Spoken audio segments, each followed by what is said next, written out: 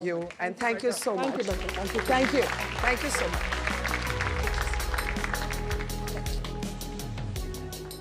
All right. Thank you for being an incredible participatory audience. The hall is full and we've got two very exciting speakers coming up next. The next speaker I'm about to introduce is a close personal friend, but he is also somebody who I think has literally created a subculture, thanks to his movies. I don't think that there is an Indian who has not watched. Who am I talking about? So can we do something to welcome him? Can we just go, Karan, Karan, Karan? Can we please have Karan Johar on stage? Louder, guys.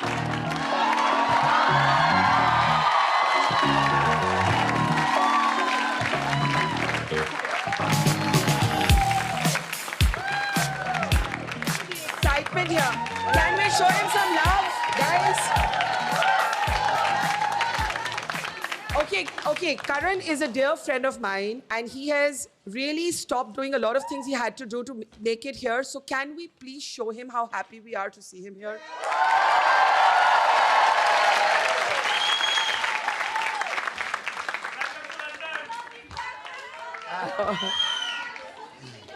Wow. Who? What? What? What? What? I know. Okay, we'll just heard hot. Maybe it meant the temperature. Sorry, am I audible? Can you hear Karan at the back? Yes, yes. Am I really audible? Yes. Oh, okay. This is a really cool mic then. Okay. Yes. Because I can't hear myself. You are audible. He's audible till the back? Oh, Okay. okay. Thank you. Hi, Karan. Thank you. I can be louder? Yeah, that's why I feel there's something wrong with this mic. Nothing wrong with the mic. I'm being told you can be heard perfectly. Oh, okay. Then I'll just speak louder. Okay, you can be heard perfectly. This All is just right. our psychological Indian need to hear ourselves, I think. Yeah. I know. Trust me, I'm exhausted of my own thoughts. I don't want to hear myself. No, but we want to hear you. This whole audience wants to hear you. Millions of people watching this online want to hear you. And we all love you. Oh, thank you. We really do. Thank you. And I know how busy it's been for you. I know what it's taken to be here. And I'm sorry we kept you waiting just a bit. Thank you, and we really appreciate it. Karan, do you realize how many people your movies and you have influenced? Like I just said in my introduction, it's like a subculture. You have been the architect of a subculture. Like, do you know that? Well, the important thing is not to be aware of it. Yes. You know, the more aware you are of your achievement, Yeah. that's where your achievement stops. Yeah. You know, I think you have to just keep going. I've always said that success and failure are neighbors, and both will come visiting, and you have to treat them both equally and treat them both with equal amount of love and care, because it's going to happen. The moment you rest on a laurel, you will stay there. So that's how I've lived my life. Have you had tough times as a movie maker? You know, the first couple of years of my life were actually they were God sent. I felt I was like Beyonce's song, Destiny's Child. Yeah. I really felt like things were just happening. Like I sat on a mountaintop and Shah Rukh Khan tells me that I will do your next movie when you direct it. Kajol comes on board. Yeah. Suddenly, Kuch Kuch Hota Hai happens. And then Kabhi Khushi Kabhi Gum happens. And then Kal Ho Na Ho happened. And then I lost my dad. And that was the first real bump on my otherwise exceptionally smooth highway. Post that, I remember feeling a bit lost. Because up to that point, I was so completely indulged. I was an only child to my parents. Yeah. And I still remember, I knew nothing about the economic side of things, the business side of things. I had gone to, I remember I had gone to my first award ceremony way in New York, way back in 1999. And I had signed my first lot of autographs. And I came back and my father asked me to sign a couple of checks. And on those checks, I wrote lots of love. And it's because it was how clueless I was about things. Yeah. And he came and said, for all those who, I'm sure all of you do, understand Hindi, he came and said, Beta, unko तुम्हारा प्यार नहीं, तुम्हारे पैसे चाहिए. ये lots of love जो है ना, ये निकाल दो, बस signature अपना डाल दो. So I was like, oh God. And I remember he passed away on the 26th of June. Actually, we just finished 21 years. And there was a gentleman who walked in after the prayer ceremony, and he said, we haven't met, I'm your chartered accountant. And that's how little that I knew of the business. Yeah. So the real issues really began then, and I am totally grateful to my best friend from school, Apurva Mehta, who ran the company with me like a sibling. And we just kept going, and we rose, we fell, and we learned from our mistakes and continued. But real tough times, actually, if you ask me, Barkha, if I had to really speak about them, were social media. The advent of social media, when Twitter began way back. It was such an amazing platform where there was an exchange of ideas, immediate validation, complete consumer feedback, so as you can say about your own product and work. And then there was the toxicity and the negativity and the troll armies, and I got it all. And eventually I went from anger to indifference, and now to acute amusement, because I'm like, whenever they write things about me, I feel like, wow, this troll army is so creative. I wish that they would exercise their creativity and do something better with it. Because they write such amazing things, even when they're absolutely wrong. When they're absolutely pulling you down and saying the most amazingly negative things about you.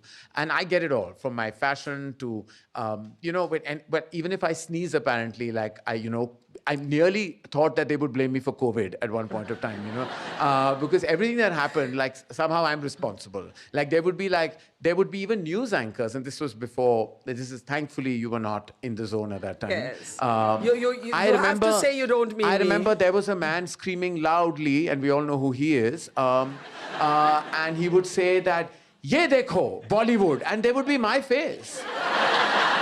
And I was like, "Ye Bollywood ne kya kiya?" And again my face would pop up. I'm like, "Hello, screaming man.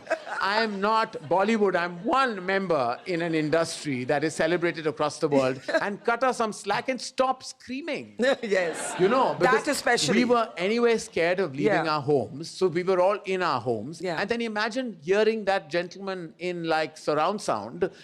It's not a very pleasurable thing, At one point you were like, my God, I might as well get the pandemic. I mean, what would you say home. to this gentleman if you met him in real life? I hope I don't meet him.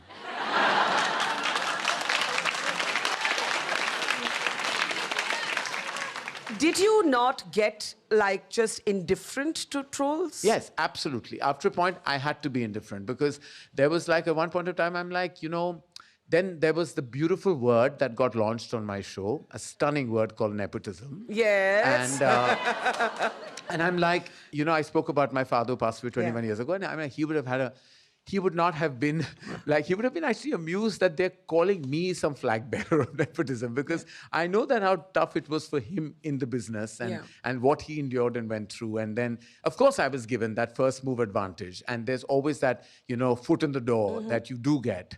After that, everyone knows that it's your own hard work and talent that can take you where it takes you. And there's so many star kids who don't actually make it. There's nothing. I mean, there are so many born to privilege. But it's that, yes, and I do feel that we have that first mover advantage. We do have that first access to work. And yes, we have that advantage. We cannot take that away from ourselves.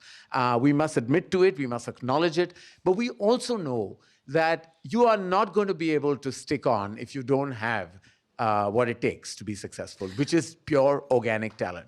Yeah, I completely agree with you, but this nepotism debate has really followed you in every interview, every podcast. Yeah, it's right here. You can see it. It's right here under the cushion. Yeah.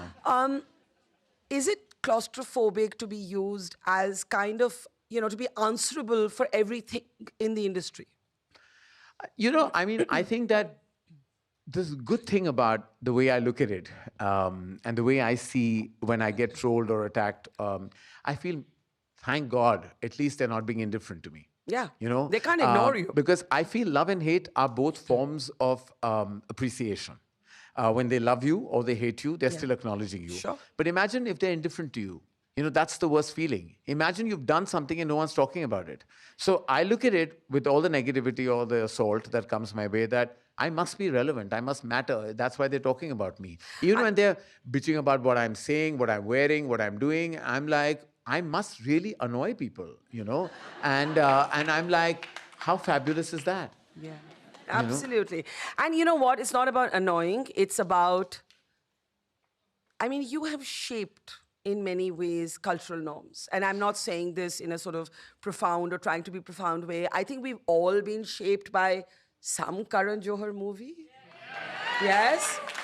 I mean, does anybody want to talk about how watching a Kejo film changed your life? Here, why don't you come on up? Come on up, since you're, there's space next to How me. welcoming you are, Barkha. Yeah, I know. So, Hi. sit. Thank you Hi. so much. Hi, Karan. Hi. Anuj here. Lovely, wonderful questions, Barbara. Thank you so much. Can I hold this From for one you? from Yeah. one genre to another, it's wonderful. I think, Karan, there's two things that I've noticed about your films. I think you've often said that you are really someone who, your films are a love letter to Indian cinema. I was watching Kabhi Alvida Na Kehna the other day, and I feel like the complex relationships, you take Kabhi Kabhi, you take Silsila, like Yash Chopra references are definitely there. Bombay Talkies, your segment, which I thought was outstanding, and it was a same-sex relationship story, which I thought as someone from the community, I was very deeply, I must admire you and applaud you for that as well. Oh, thank you. We can clap for that. Now, Rani in that segment looked stunning, and she reminded me so much of a Satyajit Ray heroine. Yes. So I love the way you pay homage to all these sort of filmmakers. And I'm so sorry, it's a very long-winded question. Apologies, but it's just so much I have to say to you because I also love the fact that there's a voice of innocence amidst everything. So can I ask you, which film changed your life? My name is Khan. I think that just changed me completely because obviously we knew you for like you doing these very larger than life escapist sort of films, but that film, till now, I still cry. That scene when Kajol looks at Sam, I still always shed a tear.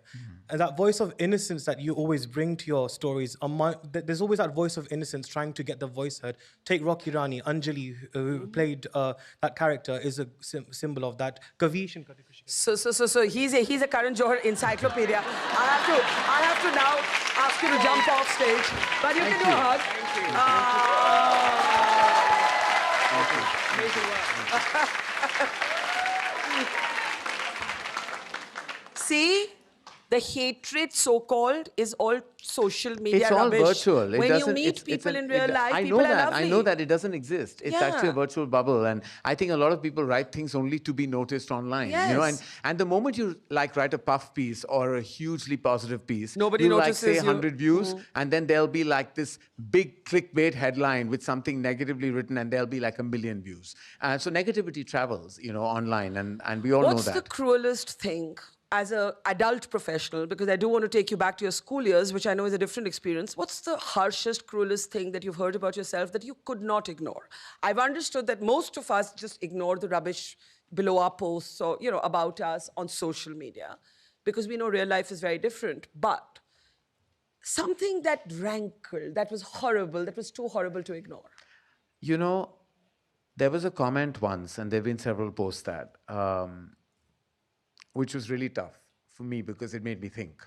When they said that, do you realize that you've denied your children a mother? And that broke my heart because that made me feel like for the first time I questioned my decision of being a single parent. When my kids asked me, where they came from, I said to them that you came from Dada's heart. A story that I couldn't take very far because now they know the biology of it. But I believe very strongly that I have enough love in me for the both of them. I can be their parent, their mother, their father, their grandparent, their everything. They mean the world to me. They're the center of my universe. But that comment made me question or second guess. I think we have some pictures of you with your kids, but Made me second guess that decision. And for a beat, it made me wonder whether I had done the right thing. And then that very morning, I read that comment, and I had a moment where I just broke down. I was sitting in my room, and I remembered that day, and I just cried. And I went into their room, and they were about 5 years old at that time. And I looked at them and I said that it was a silly question to ask 2 5-year-olds. They were like, are you happy? You asked them? Yeah. And they said, yeah, very happy, Dada. And I said, why? They said, because you're our Dada. Oh. And in a sense... I have to hug you. Oh, thank you. It's just sweetest and in a way saddest little and- moment of pain there Yeah. that I could feel. And Yeah. I was like, that answered my question. And then I said, now, bring it on. After Say that, what you want nothing to, say mattered. what you Yeah. want. I'm very proud to be their single parent.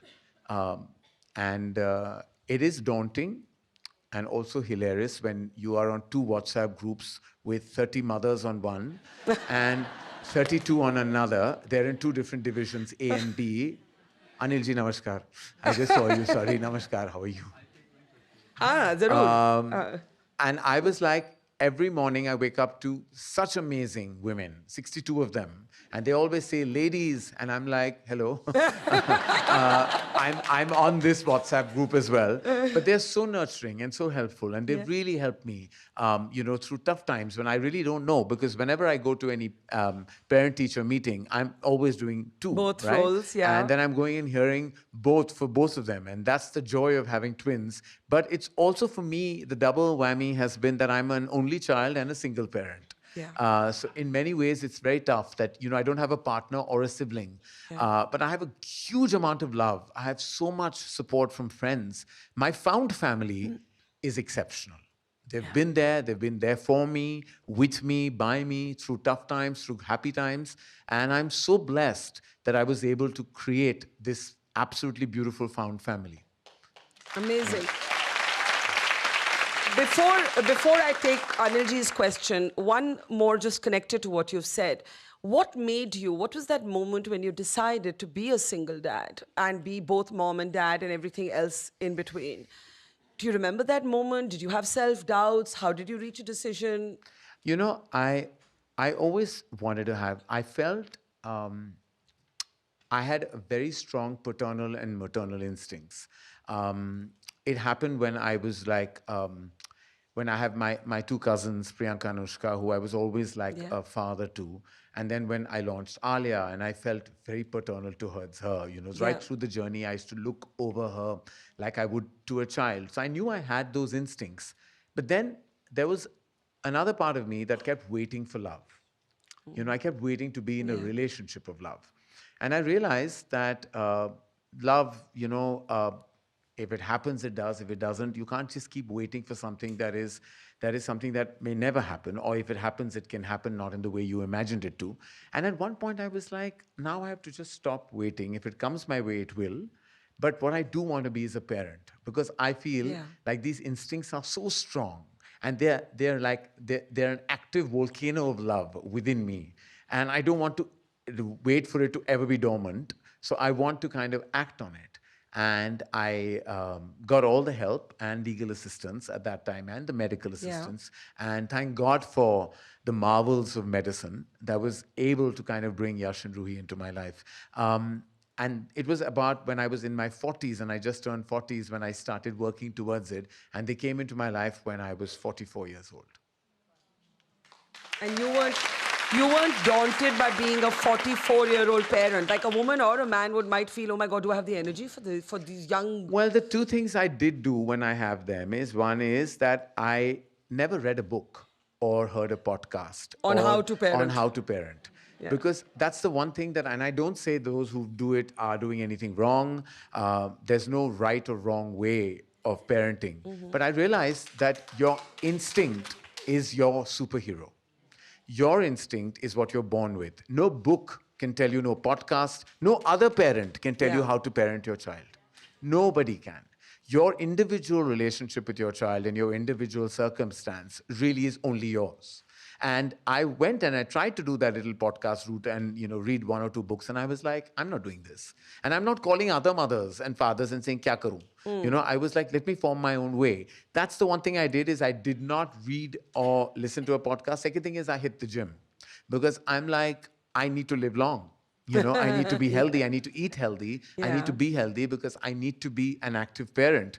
Lord knows I'm still not playing football with my son or attempting to go to an Olivia Rodrigo concert with my daughter, because those things I've told them Yeah. I can't do and I don't want to, Yeah. but I will do other things. I will communicate, speak, give them quality time, and also give them a sense of a set of values that I was raised by. Because I think we are defined by our value system, and that's what I want to give my children. Absolutely. I'm actually told our producers pulled off a little clip of the kids wishing you happy birthday, I guess, a while ago. They must have been. Do we have the clip? Well, let's just hear it. Let's just hear it. All right. It was my birthday and I got nothing from the both of you. I got you this. Oh, yes, you did. You made it so lovely. Thank you, Ruhi. And sir? I gave you hugs and kisses. Oh, and I should feel great about getting a hug and a kiss from you, huh? Next year, what are you going to give me, Yash? I think you need a new clothes and a new wardrobe. And we think you should stop taking selfies. Oh, God. Why do I need anyone? First, stop doing that mute. Yash, can you stop? That's my pout. Bye. 2 drinks.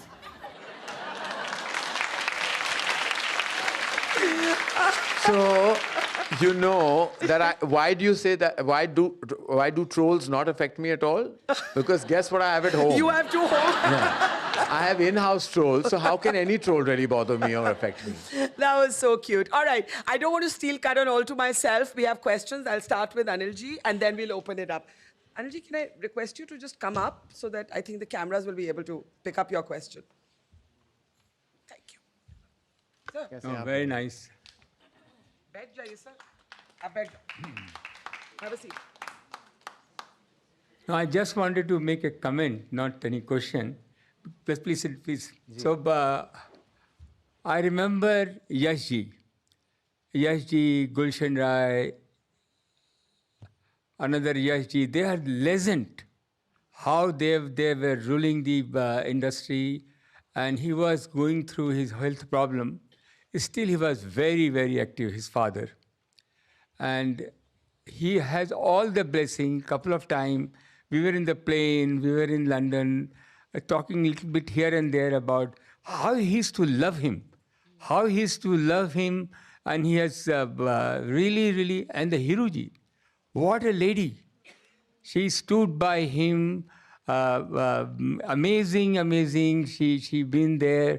It's all about the family, parents' blessing, and the mother support from inside, outside. That's what Karan is today.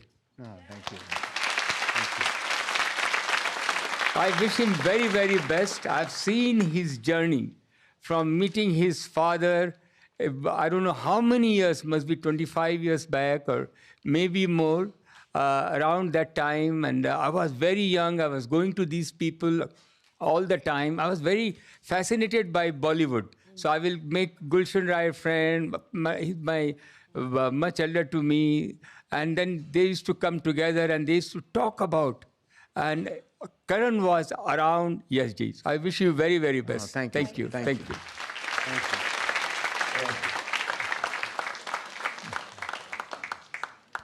Thank you. Sir, वहाँ step है. So I'm going to open this up for questions.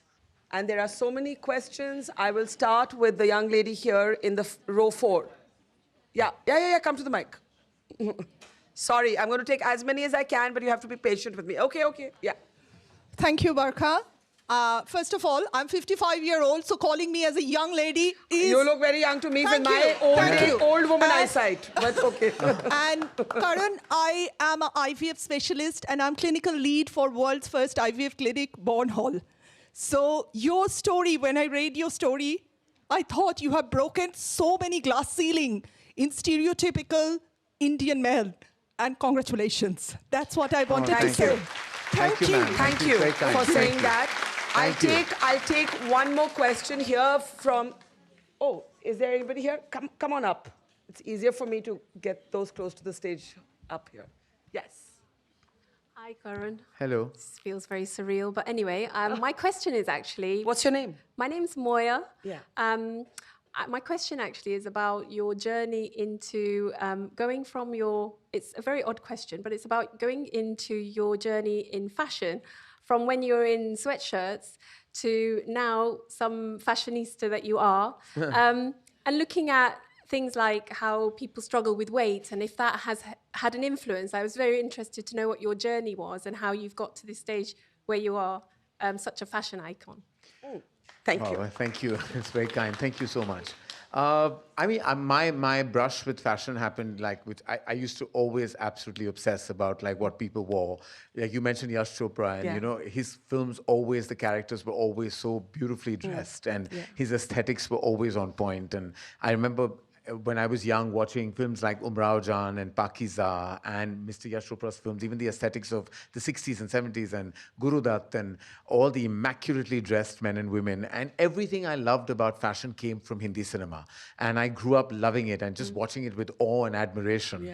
Then when simultaneously, like she mentioned, I did fight huge amount of weight issues as a child, and you know you face that amount of like bullying that's attached to it, and then it becomes a thing. Then I developed body dysmorphia, like I used to feel very uncomfortable in my own skin. So I've been through a journey, and then starts the process of trying to lose it. The diets, the regimes, every kind of diet, and at one point you have to stop and just learn to love yourself. If you can find a way to find a relationship with yourself, I which think is we have deeply, pictures of you from deeply Cannes. rooted in love. Yeah. Oh my God. How long does it take you to get ready? Actually, truth be told, 22 minutes. 22, that's Yeah, very precise. What are those last 2 minutes I've about? Timed it. I've What, timed last 2 it. minutes are It what? doesn't take very long for most men to get ready, and even the vain ones. And the extra ones are then they should Are just you resort vain? to Are other. you vain? I've become partially vain. I wasn't earlier, but I am partially vain now, because now when you lose the weight, you want to wear the clothes you love. But having said that, I'm all about people who own themselves no matter what their weight is. Because I love those people who are confident in their own skin. Because, you know, this is these are part of like what I train my children. You know, these words that labels like fat and you know, obese and all these words we use are scarring. Yeah. You know, they're terms that people can live with. Your weight is not your identity. Your personality is your identity. Absolutely. You know, and I'm like, I may have lost weight, but I also gained perspective over years. That even if I was a certain weight, I still want to feel comfortable in my skin. I work towards that every day. And I tell people, you cannot be defined by the way you look in terms of cosmetically. Because Lord knows there's enough that you can actually do with a doctor to make yourself better. So, you know, if you can afford it and there are means. And for those who can't, just you have to know your beauty lies in your soul, in your personality, in your inner self. And you have that glow that no one can take away from you. Because all the makeup in the world can't ever touch your soul. It can't cover it or uncover it. It's just going to always be out there. So I'm like, please, let's not make it about like how you look and what you wear, but who you are is more critical. Having said that, fashion is lovely. It's an art form. And for those who love it, more power to you. Can we briefly go back? Okay, everybody has to sit down. Your standing is not going to make me come to you for a question. It's going to have the opposite impact. So if you want me to pull you out from the audience, take your seats, please. Can I take you back to your school years, where actually what you're saying today is not a comfort you had for yourself, right? You were, and I know you and I have spoken about this before, you were bullied, you were taunted, you were not a typical guy in the way that typical guys were meant to be. And there was a lot of discovery and a lot of heartache in that moment, in that journey. Yeah. But I have to say that I was raised by very stable, sorted, and very much in love parents. Yeah. So I grew up in an atmosphere of love. And nowhere at home was I made to believe that I was unusual as a boy. It's the world outside that used words that called you, like the word in the 80s was pansy, which was translated as a boy who's effeminate. And you're called that word, and that word was... Were you called that? Yes, a lot. Every time I went out into school competitions, or even like my own building and apartment block was very protective about me. My own school was very protective about me. But we went into school competitions or went outside of our domain where I stayed in my residence. And there were other boys and girls at my age who would say very mean and rude things. But when I came back home, Barkha, my dad would say, oh, dance, like, you know, to the dance I used to do from the film Sargam. I used to do Jayaprada's parts. You know, and my father was so proud, and he would make me dance for all his friends. Yeah. And not once did he think that this is unusual, Yeah. that an 8 or a 9-year-old boy is dancing to Jaya Prada's choreography. Yeah. And it's not bizarre, unusual, or strange. Yeah. Neither did my mom say anything. And so when I had that stability at home, that's what kept me strong. It kept me protected and kept me sheltered from the worldview. Having said that, when I went outside, there were people who told me, there was a man who told me he was an elocution, he was a public speaker, and he taught people public speaking. And he told me, you know, you sound like a girl. So bring baritone in your voice because the world will be tough. Who was this person? I won't mention No, his name. not either. name. I mean, who, He like... actually was somebody who ran a public speaking academy, and he actually came, and he was being very... So you were taking public speaking lessons? Yes, I wanted to like learn it and hone that craft. But what he took me aside and said that you sound a lot like a girl, and it's not going to hold you well in the world. So he started asking me to come to a special class where he would bring baritone in my voice. Now, not something that I would ever advise anyone to do what I went through, but he was being actually compassionate at that point. He was actually trying to help. Yeah. But I would tell my dad at home that I'm doing computer classes. Whereas actually I was taking this voice training where I was trying to bring baritone in my voice. Because you were trying to sound I would more sound like a guy man, like or a man. man. And he said he also taught me how to walk better and train my hands. And he said life is like living in a box, like you keep using your hands like this so that they don't flip and flop. All this I did, all this I did to conform. Today I would never advise. If my son was a certain way, I would say be that way. But at that time, in the 80s, it was a very different time. The joke here is that I told my dad I was doing computer classes and taking money from him for computer classes, and then the computer arrived at our workplace, and my father said, here's the computer, you've been doing computer classes, abhi sikhao hum sabko. And I had never seen a computer in my life. And I didn't know what to say, that I was trying to sound like a man, not learn the computer terminology. And it was rather embarrassing because So what happened then? So he was very disappointed in me that for 3 years I was going to a class and I knew nothing. But I never told him that's where I was So going. 3 years you went to a voice coaching class Yes. to sound more like a guy. Yes. And actually, you know what? You can tell that as a funny story today, but it's actually a sad story. Yeah, it was not fun because I had to lie to everybody else what I was doing. I would go to this No, gentleman's and just that you house, felt that pressure. and he That's and his the sad wife part. were very compassionate, and they would make me put things in my mouth, like one steal something or a spoon and go and ooh, and like I was like at one point when I go back in time and I think about those days, and I was like, yes, they did bring baritone in my voice. Yes, I did start walking more like a man, talking more like, I mean, as much as it could be. I'm not saying that I became Rambo overnight, but it was just like, it was better. But I know that this is something that society at that point of time made you feel in a certain way and therefore made you want to correct. Today, you can't correct yourself. You're not flawed. You are who you are. Yeah. And you have to be who you are. And you have to be allowed to be who you are. As a parent, you can clap for that. As a parent, how mindful do you have to be that when you're raising a boy and a girl, son and a daughter, because all of us are products of conditioning, and you know we fight it, but then we're still products of conditioning. How mindful do you have to be that you bring them up with the same freedom? You know, Barkha, we don't realize at home, we're all parents in this house, I'm sure. We say things, we don't realize how deeply affecting they are. You know, have you not heard the expression, don't cry like a girl? Yeah. You know, what do you mean? Yeah. Don't cry like a girl. Yeah. It's everyone's prerogative to cry.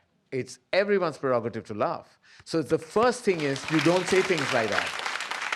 The first thing you do is not buy pink for a girl and blue for a boy. Buy 2 pinks, buy 2 blues. That's right. The first thing you do is when you're encroaching them into class and saying that my daughter will also learn football. My son will also do dance. Yeah. They will both go to taekwondo. You know, and that's what I've done with my children. They both do dance classes, they do jazz ballet, they do taekwondo, and they play football. They do it together. There is no differentiation made at home. And I tell my people at home to not say these things, you know, that, she should wear dresses and he should wear shorts. Yeah. I'm like, please, let them wear what they want to. They will make their personal choices. And if he does want to wear blue, allow him to wear blue. Sometimes he comes back and says, I won't wear pink. In school, the boys say that only girls wear pink. And then I have to give him a long lecture. Yeah. You know, and after that, and I've given my son has a sense of humor. Yeah. So every time I give him a long lecture and I reprimand him, he takes a beat and turns around and always say, "And now, any compliments?" And I'm like, I don't know what to do because I burst out laughing. Like, he's just hilarious. But I do give those long lectures. It's, as I said, all these lessons all begin at home. What you say with your spouse, with your parents, to them, Yeah. all is heard. So what you say at home is Matters. very, very important. Okay. Lots of hands.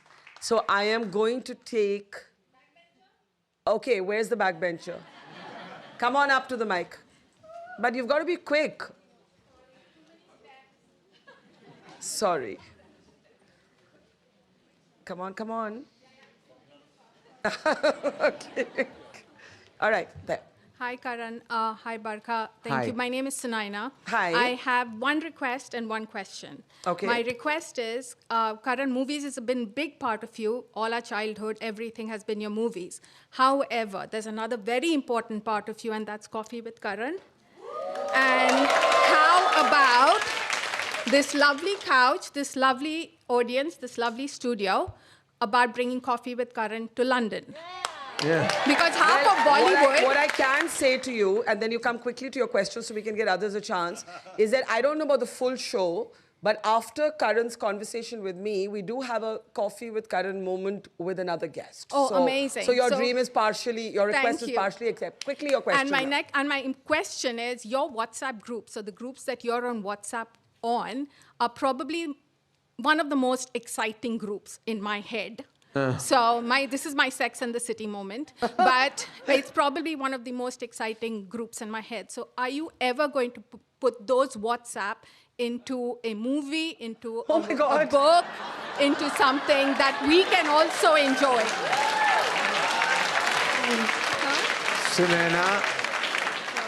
Sunaina, if anyone ever got access to those WhatsApp groups about me and many of my friends from the fraternity, I think we'll have to move to London. We may not be able to continue living in our city because, let me tell you, there is complete, honest, candid, and might I say sometimes very witchy That's what we need to hear. analysis, shall we call it, of our immediate environment and what's going on. We are fashion critics, we are movie critics, we are critics of everything on that group, and everyone has an opinion, and none of us can ever put those opinions out.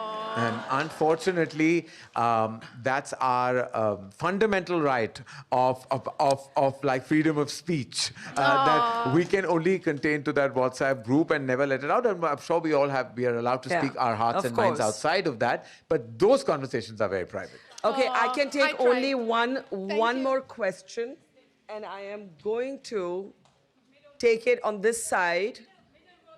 I'm so sorry, the young woman at the last row. Yeah, you. Speak it out from there, darling. Speak it out from there. Yeah, just project. Okay, hang on. No, but I'll say it out loud. I can hear. Hang on. Take this.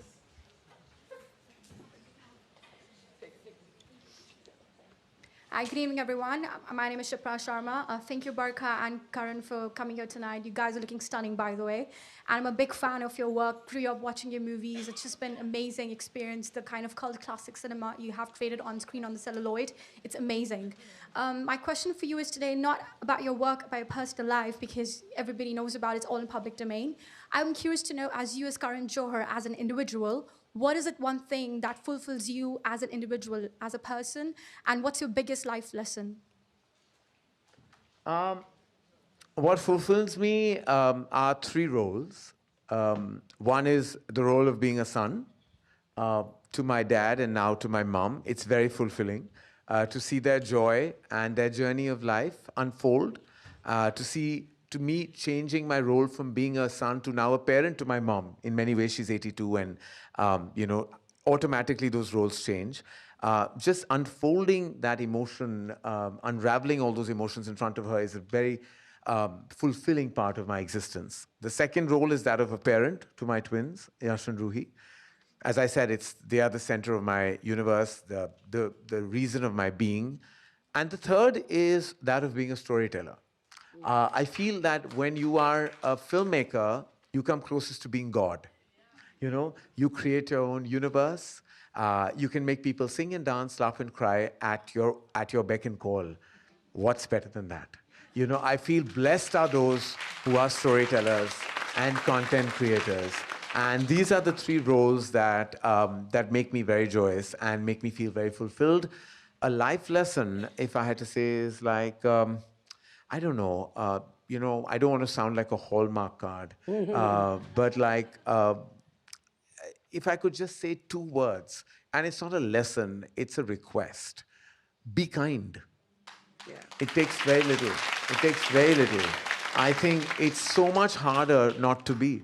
It's so much harder on yourself not to be. Just be kind. It takes very little to smile, to be polite, to be gracious, courteous, and just as honorable as you can be. And I can tell you from personal experience, Karan is probably the kindest celebrity that I have known. The kindest, really. Just a last question. How have you changed over the years? You know, it's tough to remain real, grounded, and we're all altered by life. How is that Karan Johar, who was dancing to Jayaprada's character in front of the mirror, getting mocked for it outside, comfortable home environment of love, and then all of this celebrity attention, trolling, all of the ups and the downs, how have you changed? Are you different today? Yes. I, for a very large part of my life, was a people pleaser. And now I'm all about trying to go within myself and not seek validation from others. And that's been the big change. And that's the toughest thing to do sometimes, Yes, isn't it? is. Now, Karan, from spending evenings with people, Yeah. I enjoy me-evenings, which are evenings with myself. I love that word. I hadn't heard that. Can we please have the biggest round of applause for Karan Johar? And yes, a standing ovation is wonderful. Come on, big. Louder, louder, louder, louder. Thank you. And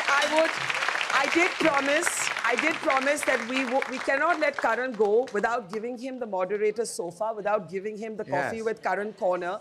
But before we do that, And I have to apologize to all the questions that got left unanswered. that were Yes, left I'm unanswered. sorry. My apologies in the need for time. I'm think so we sorry. I'm so sorry for that. You need to come here and spend an entire day with us sometime Yes, soon. yes, yes. Karan, like kick me under the table if there was a table. But before I hand over the speaking corner to him, our next guest is a very special guest. She's fierce, self-made, a polyglot, an actor, a politician, returning to screen after 17 years. And before we honor Karan, which I'm going to ask her to do the honors, can we please put our hands together for Smriti Irani? Let's show her some love. Let's show her some love.